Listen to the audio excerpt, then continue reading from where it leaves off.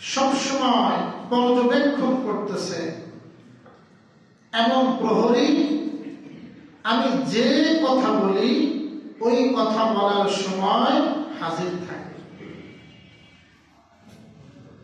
তাহলে আমার এই কথা বলার সময় হাজির থাকার অর্থ হলো ওই কথাগুলো ওই ফেরেশতা লিপিবদ্ধ করে। আমার কথাগুলো ফেরেশতা কি করে? লিপিবদ্ধ করে। আল্লাহ তাআলা কিয়ামতের ময়দানে আল্লাহ পাকের ইলম তো সবকিছুই শামিল, সব জানে আল্লাহ, কিন্তু আমাদেরকে দেখানোর জন্য, জানার পরে ভিত্তি করে আল্লাহ পাক বিচার করবেন না। আল্লাহ পাক সাক্ষী রেখে দিয়েছেন ফেরেশতা, এবং আমলনামাও লিপিবদ্ধ হচ্ছে। এই আমলনামা কিয়ামতের ময়দানে আমাকে পেশ করবে, ওজন করবে, এর ফলাফলের ভিত্তিতে সবাইকে দেখায় তারপরে আমাকে জান্নাত অথবা জাহান্নামে করবে। এটা বিশ্ববাসীকে এটাও দেখাইছে শুধু ইনসাফের বিচার করাটাই যথেষ্ট না, বরং আপনি কিভাবে সেই ইনসাফের বিচারটা করলেন এটা মানুষকে জানায় দেওয়াও দরকার, যাতে মানুষ বুঝতে পারে।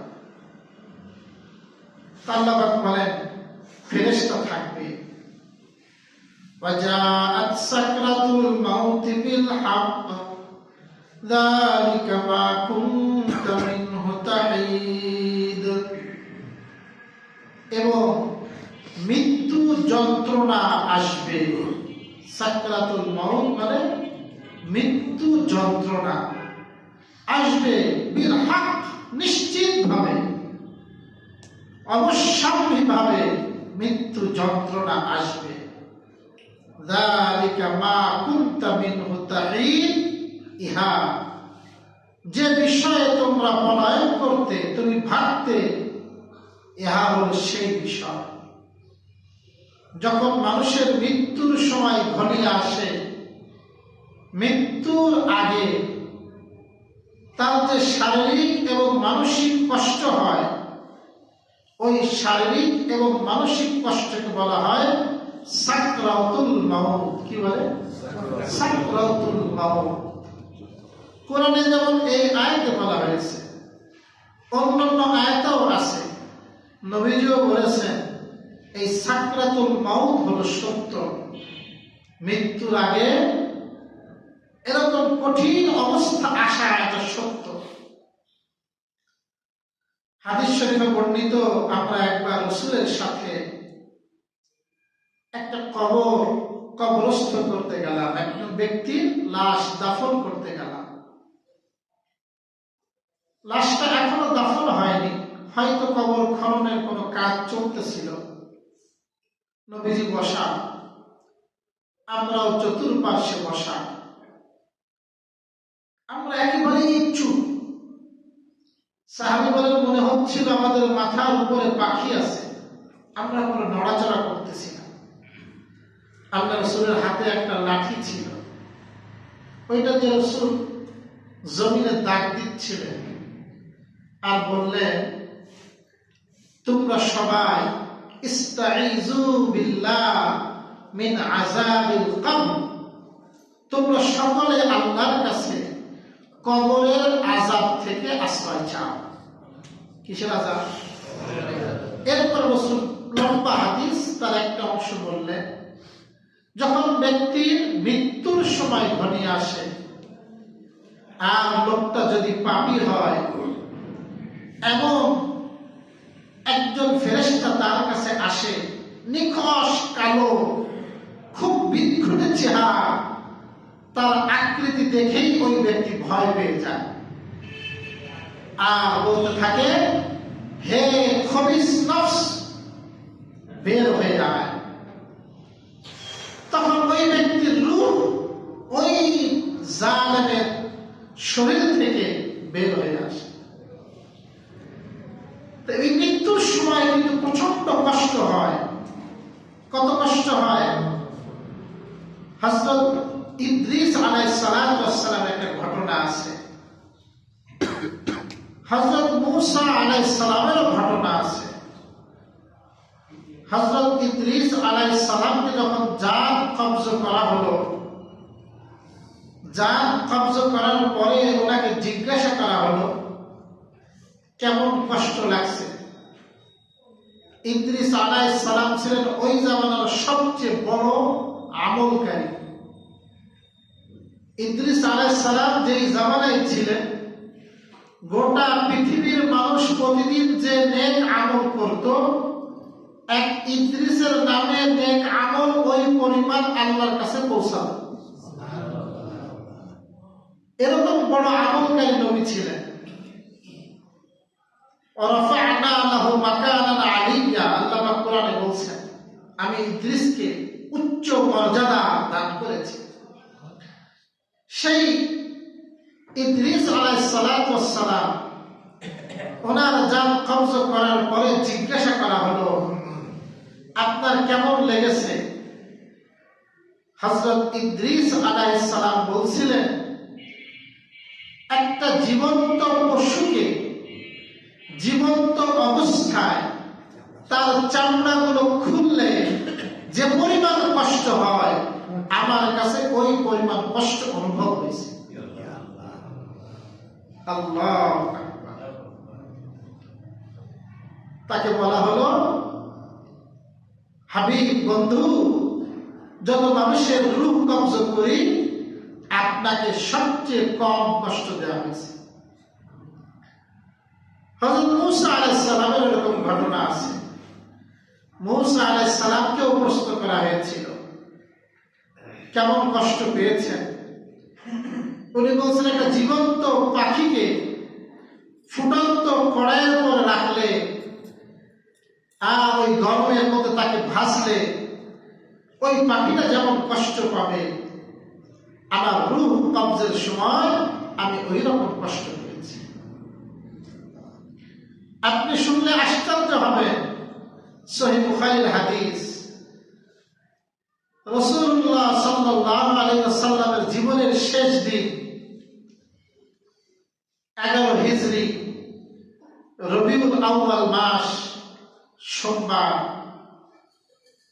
সকালবেলা রাসূলের কলিজার টুকরা মেয়ে ফাতেমা আসলো আয়েশার ঘরে, নবীজির ঘরে। হযরত ফাতেমা ছিলেন নবীজির সবচেয়ে প্রিয়, সবচেয়ে ভালোবাসা। হাদিসে আসছে রাসূল যদি কোথাও বেড়াতে যেতেন, সফরে যেতেন, জিহাদে যেতেন, সবার সাথে দেখা করতেন, সবার শেষে দেখা করতেন হযরত ফাতেমার সাথে। আবার সফর থেকে যখন ফিরতেন সবার আগে দেখা করতেন হযরত ফাতেমার সাথে। সুবহানাল্লাহ। ফাতেমার সাথে রাসূলের এত মহব্বত ছিল, সহিহ হাদিস, যখন রাসূল ফাতেমার ঘরে যাইত, হযরত ফাতেমা দাঁড়ায় যাইতেন, নবীজির হাত ধরতেন, হাতে চুমা দিতেন, আর হযরত ফাতেমার নিজের আসনে নবীজিকে বসাইতেন। আবার ফাতেমা তেমনি যখন নবীর ঘরে যাইতেন, রাসূল ঘর থেকে তাকে, দরজা থেকে তাকে ইস্তেকবাল করে নবীজি তার হাত ধরতেন, হাতে চুমা দিতেন, আর রাসূলের নিজের আসনে হযরত ফাতেমাকে বসাতেন। হযরত ফাতেমার সাথে রাসূলের খুব মহব্বত ছিল। ফাতেমা ছিল রাসূলের কলিজার টুকরা। এই ফাতেমাও দেখতে আসলেন, দেখে তার বাবা ছটফট করতেছে। রাসূল সাল্লাল্লাহু আলাইহি ওয়াসাল্লামের জবান মুবারকে তখন শব্দ ছিল লা ইলাহা ইল্লাল্লাহ ইন্না লিল মাউতি সাকারাত, লা ইলাহা ইল্লাল্লাহ ইন্না লিল মাউতি সাকারাত। বারবার রাসূল এই শব্দ বলতেছিলেন, আল্লাহ ছাড়া কোনো উপাস্য নাই, নিশ্চয় মৃত্যুর কষ্ট আছে। মৃত্যুর কি আছে ভাই? কষ্ট আছে, মৃত্যু আসান না। ফাতেমা এই দৃশ্য দেখে চোখের পানি রাখতে পারলেন না। উনি বললেন, ওয়া কার বাবা, হায় আমার বাবার কষ্ট, কি কষ্ট আমার বাবা। হযরত ফাতেমা রাদিয়াল্লাহু তাআলা আনহা যখন এই কথা বললেন, আমার বাবা এত কষ্ট হচ্ছে, রাসূল কারীম সাল্লাল্লাহু আলাইহি ওয়াসাল্লাম মেয়েকে বললেন, মেয়ে, লা কারবা বাদাল ইয়াউম আলা আবিকা, আজকের পরে তোমার বাবার উপরে আর কখনো কোনো মুসিবত আসবে না। মানে আজকের মুসিবতই শেষ মুসিবত। তো আল্লাহ রাসূলের কষ্ট হচ্ছিল, বিশেষ করে খাইবারে এক ইহুদি মহিলা আমার নবীকে যে বিষ পান করিয়েছিল, সে বিষ পানের ক্রিয়ায় রাসূলের খুব কষ্ট হচ্ছিল। মৃত্যুর কষ্ট আছে, এই কষ্টটা কারোর জন্য হালকা, আবার কারো জন্য তীব্র কষ্ট, কারো জন্য হালকা। যেমন মিশকাতের হাদিস, রাসূলুল্লাহ সাল্লাল্লাহু আলাইহি ওয়াসাল্লাম বলেন, যখন কোন ব্যক্তি আল্লাহর রাস্তায় শহীদ হয়, আল্লাহর রাস্তায় জীবনটা দিয়ে দেয়, লোকে দেখে তার হাত ছিন্ন, তার বুক ঝাঁঝরা, তার শরীর ঝাঁঝরা, কিন্তু রাসূল বলে ওই শহীদ যাকে আল্লাহর রাস্তায় শহীদ করা হয়েছে, একটা পিঁপড়া দংশন করলে, কামড়ালে যে পরিমাণ ব্যথা পায়, একজন শহীদ শুধু অতটুকু ব্যথা পায়। আল্লাহ মৃত্যু যন্ত্রণাকে শহীদের জন্য হালকা করে দেন। কার জন্য হালকা করে দেন? শহীদের জন্য। এভাবে অনেকের জন্য হালকা করে দেন। হালকা হওয়ার একটা আমল হলো, মৃত্যুর সময় যদি কেউ বুঝতে পারে যে আমার মৃত্যু হবে মুমূর্ষ, কারণ হঠাৎ মৃত্যু হয়ে গেছে, তাহলে তো সম্ভব না, কিন্তু বিছনায় পড়ে গেছে মুমূর্ষ, রাসূলুল্লাহ সাল্লাল্লাহু আলাইহি ওয়াসাল্লাম বলেন, ইকরাউ আলা মাউতাকুম ইয়াসিন, যে তোমরা তোমাদের এই মৃত মুখে ব্যক্তির সামনে, যে ব্যক্তি মুমূর্ষ, তার কাছে সূরা ইয়াসিন তেলাওয়াত করো। কি তেলাওয়াত করো? সূরা ইয়াসিন তেলাওয়াত করলে মুমূর্ষ ব্যক্তি মৃত্যু যন্ত্রণা তো কিছু হবে, কিন্তু তার কষ্টটা কম হবে। তার কষ্টটা কি হবে? সূরা ইয়াসিন এতে কত ফজিলত আছে। তিরমিজি শরীফের হাদিস আসছে, ইন্না লিকুল্লি শাইইন কলবান ওয়া কলবুল কুরআন সূরাত ইয়াসিন। প্রত্যেক জিনিসের একটা অন্তর থাকে, হৃদয় থাকে, আর কোরআনের হৃদয় হলো, কোরআনের হার্ট হলো সূরা ইয়াসিন। যদি কোনো ব্যক্তি সূরা ইয়াসিন একবার পাঠ করে, তিরমিজি শরীফের হাদিস, তাহলে তাকে 10 খতম কোরআন তেলাওয়াতের সওয়াব দেওয়া হবে। সুবহানাল্লাহ, 10 খতম। আরেকটা হাদিসের মধ্যে আসছে, মান ক্বারা সূরাত ইয়াসিন ফি সাদরিন নাহার কুজিয়াত হাওয়াইজুহু। যদি কোনো ব্যক্তি দিনের শুরু ভাগে সূরা ইয়াসিন পাঠ করে, আল্লাহ পাক তার প্রয়োজনগুলো পূর্ণ করে দেন, তার প্রয়োজন পূর্ণ হয়ে যায়। আরেকটা আমল আছে, এটা আমল বুজুর্গদের আমল, পরীক্ষিত, এটা হাদিস না। যদি কোনো ঘরে 41 বার, কতবার? 41 বার সূরা ইয়াসিন পাঠ করা হয়, আল্লাহ পাক ওই ঘরের মধ্যে বরকত নাযিল করেন। ঘরে বরকত, শান্তি, আরাম আসে। জি, আমার একটা প্রশ্ন হচ্ছে, যারা অ্যাক্সিডেন্টে মারা যায়, নৌকা ডুবিতে মারা যায়, তাদের যে ছাত্রকের মৌত, এটা কিভাবে আসে? ওই মৃত্যুর আগে আসে। মৃত্যুর আগে, যখন মৃত্যুর আগে আসে, ওই মৃত্যুর আগে যখন দুর্ঘটনা ঘটতেছে, তার কিছু সময় আগে, কারোর জন্য অল্প সময় বেশি সাকরাতুল মউত, কারোর জন্য বেশি সময় থাকবে পড়ে কিন্তু কষ্ট হবে কম। এটা আল্লাহ সুবহানাহু ওয়া তাআলা, যেমন একটা যদি কোনো ব্যক্তি আমার হাতে বাড়ি মারে, তাহলে এক ধরনের ব্যথা, আবার ধারালো যদি কোনো বস্তুতে বাড়ি মারে, ব্যথা বেশি, হয়তো ওরে মারছে একবার। প্রত্যেকেরই সাকরাতুল মউত আছে, প্রত্যেকেরই মৃত্যু যন্ত্রণা আছে। তবে কারো জন্য মৃত্যু যন্ত্রণা কম হবে, তা কম হওয়ার একটা আমল হলো মৃত্যু মুখে ব্যক্তির সামনে কি পাঠ করা ভাই? সূরা ইয়াসিন পাঠ করা, বেশি বেশি পাঠ করা। ঘরে সূরা ইয়াসিন পাঠ করবেন, সকালের দিন শুরু করবেন সূরা ইয়াসিন তেলাওয়াতের মাধ্যমে, অন্য থেকেও তেলাওয়াত করবেন, সূরা ইয়াসিনটাও তেলাওয়াত করবেন, আল্লাহ ইনশাআল্লাহ বরকত দিবেন। 2 নম্বর আমল হলো মৃত্যু মুখে যে ব্যক্তি পতিত তার সামনে কালিমার তালকিন দেওয়া। কি তালকিন? কালিমা পড়া, কালিমা। যেমন রাসূল পড়তেছিলেন লা ইলাহা ইল্লাল্লাহ ইন্না লিল মাউতি সাকারাত, এই যে লা ইলাহা ইল্লাল্লাহ এই তো কালিমা।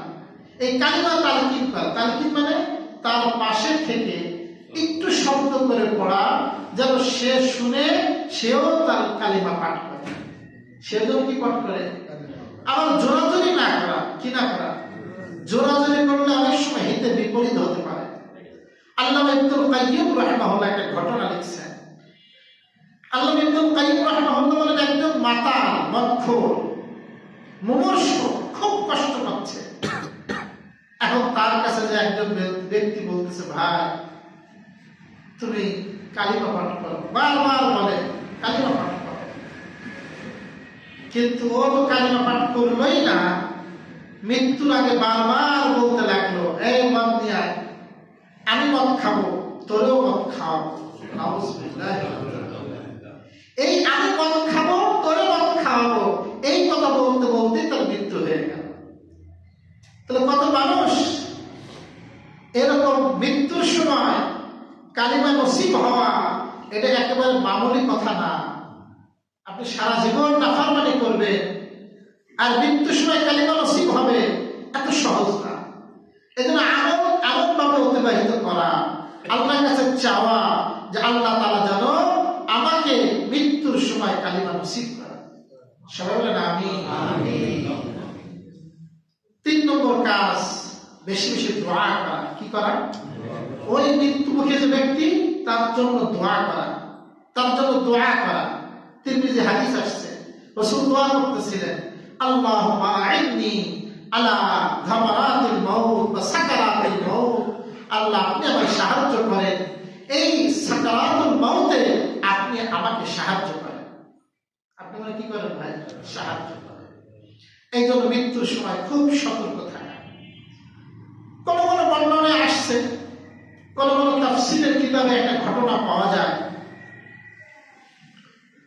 যে এক ব্যক্তি তার মৃত্যুর সময় কোন ক্রমেই তার মুখে কালিমা আসতেছে না, কোন ক্রমে। বহু চেষ্টা করা হচ্ছে সেজন্য মুখে থেকে কালিমা পাঠ করে, কিন্তু তার মুখ থেকে কালিমা বের হয় না। লোকটা নামাজি ছিল, রোজাও রাখত, দান সদকাও করত, কিন্তু মুখ থেকে কালিমা বের হয় না। পরবর্তীতে খবর নিয়ে দেখা গেল ওই লোকটির মা বেঁচে ছিল, সে তার মাকে অবহেলা করত, তার স্ত্রীর কথায় মার সাথে খারাপ ব্যবহার করত। বলে এই মা অসন্তুষ্ট থাকার কারণে ওই ব্যক্তির মুখ থেকে কালিমা বের হচ্ছিল না। এরপর বহু চেষ্টা করা যে বের হয় না। রাসূলুল্লাহ সাল্লাল্লাহু আলাইহি ওয়াসাল্লামের কাছে সংবাদ গেল। রাসূলুল্লাহ সাল্লাল্লাহু আলাইহি ওয়াসাল্লাম তার মাকে খবর দিলেন আর বললেন, তুমি তোমার সন্তানকে মাফ করে দাও। ওই মা বলল, আমি আমার সন্তানকে মাফ করব না, আমাকে অনেক কষ্ট দিয়েছে। রাসূলুল্লাহ সাল্লাল্লাহু আলাইহি ওয়াসাল্লাম বললেন, সাহাবীদেরকে লক্ষ্য করে, কিছু কাঠ আনো, আগুন দিয়ে জ্বালাও, আর এই আগুনের মধ্যে এই মায়ের সামনে ওই তার সন্তানকে নিক্ষেপ করো। এইটা যদি তুমি রাজি থাকো তাহলে হবে, কিন্তু কোন মা এটি সহ্য করতে পারবে? তার মা তখন তার সন্তানকে মাফ করে দিল। এরপরে সন্তানের কালিমা পাঠ করে মৃত্যু হলো। এই যে অনেক সময় গুনাহের কারণে জবানে কালিমা আটকে যায়, বিশেষ করে মা বাবার হক আদায় করা, মা বাবার সাথে সদ্ব্যবহার করা, পারলে মা বাবার খেদমত করা এবং মা বাবার হুকুম মান্য করা, সবসময় চেষ্টা করা যে আমি আমার যতটুকু পারি আমার মা বাবার খেদমত করব। পারবেন ইনশাআল্লাহ ভাই? আর অনেকে দেখা যাচ্ছে মুরব্বী, মা বাবা চলে গেছে, বেশিরভাগই মুরব্বী, মা বাবা নাই, তারা কি করবে? তাদের জন্য হলো বেশি বেশি ইস্তেগফার পাঠ করা।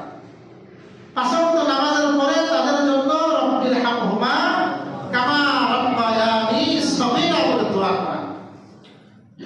তাফসীরে আসছে একজন ব্যক্তি জীবন দশায় ভালোভাবে মা বাবার হক আদায় করতে পারে নাই, মা বাবা মৃত্যুবরণ করেছে, কিন্তু মৃত্যুর পর সন্তানের বুঝে আইছে, এখন সে 5 ওয়াক্ত নামাজের পরে মা বাবার জন্য দোয়া করে, মা বাবার জন্য মাঝে মধ্যে দান সদকা করে, সবসময় মা বাবার জন্য মাগফিরাত কামনা করে। আল্লাহ রাসূল বলেন এই যে লোকটা যে মৃত্যুর পরে খেদমত করতেছে, মৃত্যুর পরে মাগফিরাত করতেছে, এই সন্তান তার মা বাবার হক আদায় করবে।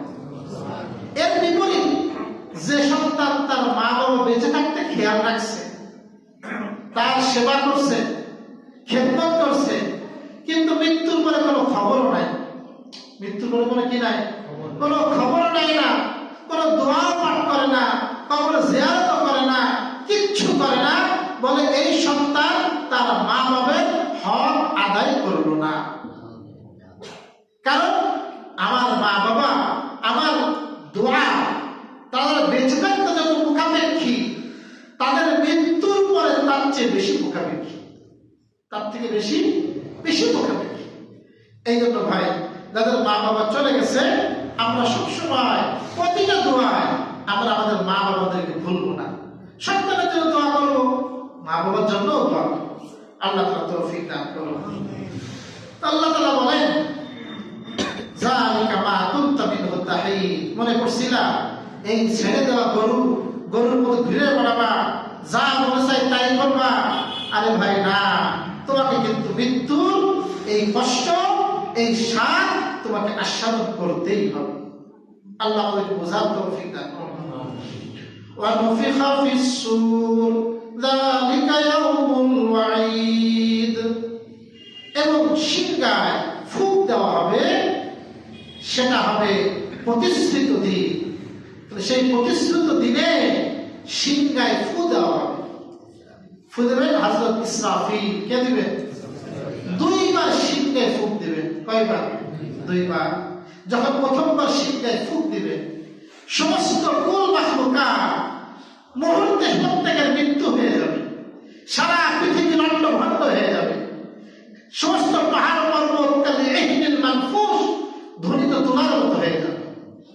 এরপর অনেক দিন অতিবাহিত হবে।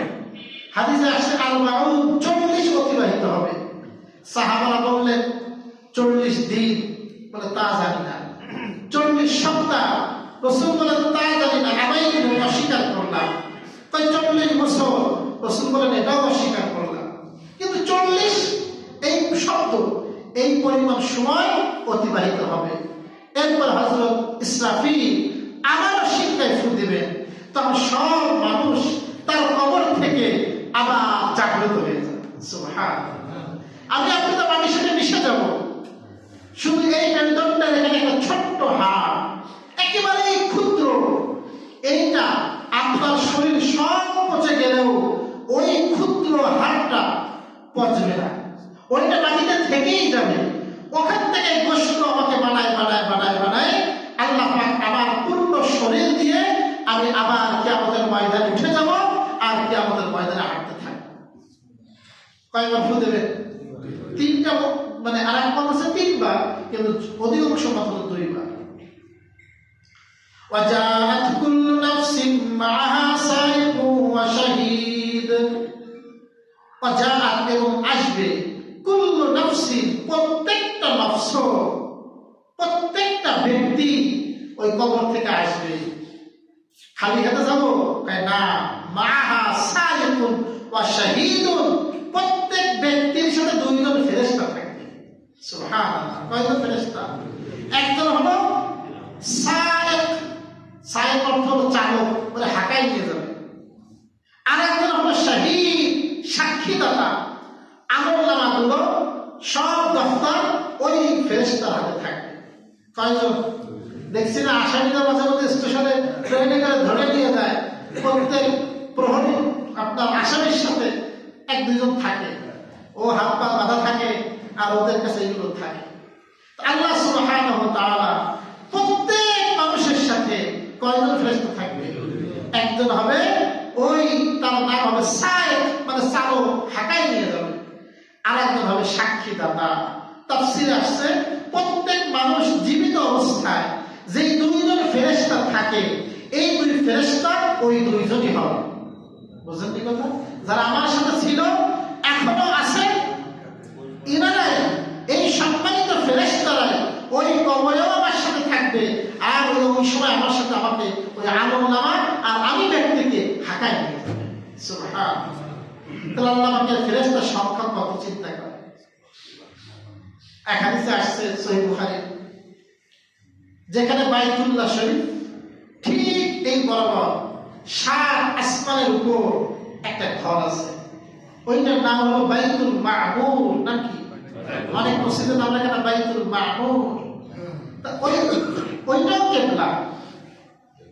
মক্কাতুল মুকাররমায় যেটা আছে এটা হলো মানুষের কিবলা, আর 7 আসমানে যেটা আছে ফেরেশতাদের কিবলা। কাদের কিবলা? রাসূল বলেন এই কিবলাতে বাইতুল মা'মুরে প্রত্যেক দিন 70,000 ফেরেশতা তওয়াফ করে। একবার যারা তওয়াফ করে দ্বিতীয়বার আর তওয়াফ করার সুযোগ পায় না। সুবহানাল্লাহ। এবার আপনি বোঝেন সংখ্যা কত বেশি। আমাদের মক্কাতে যায় কত মানুষ? 2 বা 3 বা 10 বা 15 বার যায়। সেখানে যারা যায়, একবার যারা যায় দ্বিতীয়বার তারা কি পায় না? সুযোগ পায় না। তিরমিজি শরীফ হাদিসের মধ্যে আসছে, জাহান্নাম কিয়ামতের ময়দানে আল্লাহ পাক পেশ করবেন। জাহান্নামকে কিয়ামতের ময়দানে টেনে আনা হবে। সেই জাহান্নামের শরীরে, সেই জাহান্নামে আল্লাহ পাক 70,000 লাগাম পরিহিত অবস্থা আনবে। কত হাজার? 70,000 লাগাম পরানো থাকবে, যেন ছুটে চলে না আসে। এই 70,000 যে লাগাম আছে, এর প্রত্যেক লাগামে আল্লাহ পাক 70,000 ফেরেশতা নিয়োজিত রাখবে। বুঝাতে পারলাম না? লাগাম আছে 70,000, আর প্রত্যেক লাগামে আল্লাহর ফেরেশতা আছে কয় হাজার? 70,000। তাহলে বোঝেন আল্লাহ সুবহানাহু ওয়া তাআলা ফেরেশতার সংখ্যা কত বেশি। এই ফেরেশতারা আমার আমলনামা নিয়ে আমাকে হাঁকাইতে হাঁকাইতে নিয়ে যাবে। আল্লাহ বলেন, লাকাদ কুনতা ফী গাফলাতিন মিন হাযা ফাকাশাফনা আনকা গিতাআকা ফাবাসারুকা আল-ইয়াওমা হাদীদ। লাকাদ কুনতা ফী গাফলাতিন, নিশ্চয় তুমি ছিলে বেখবর। তুমি কি ছিলা? গাফলতের মধ্যে ছিলা। মিন হাযা, এর থেকে আমাকে মৃত্যুবরণ করতে হবে, হিসাব দিতে হবে, এর খবর তোমার ছিল না। ফাকাশাফনা আনকা গিতাআকা, সুতরাং আমি খুলে দিয়েছি তোমার থেকে আজকে পর্দা। তোমার থেকে কি খুলে দিয়েছি? পর্দা। ফাবাসারুকা আল-ইয়াওমা হাদীদ, সুতরাং আজকে তোমার দেখা বড় তীক্ষ্ণ, ধারালো। আজকে দেখতেছো তো আখিরাত আছে না নাই? বুঝেননি ভাই? একদল মানুষ অস্বীকার করে। আল্লাহ বলেন, আমি যখন পর্দা সরাই দেবো, নিজের চোখে দেখবা, তখন আর এটা অস্বীকার করার সময় সম্ভব হবে? সম্ভব হবে। যদি কারো চোখটা ওঠে, তখন অনেক সময় এই আয়াতটি পরিদপ করলে তার চোখটা ভালো হয়, চোখে সমস্যা হয়। লাকাদ কুনতা ফী গাফলাতিন মিন হাযা ফাকাশাফনা আনকা গিতাআকা ফাবাসারুকা আল-ইয়াওমা হাদীদ। সূরা কাফের 22 নম্বর আয়াত। আল্লাহ সুবহানাহু ওয়া তাআলা যে কথাগুলো শুনলাম, বললাম, আমাকে আপনাকে সকলকে বোঝার তৌফিক দান করুন। আমিন।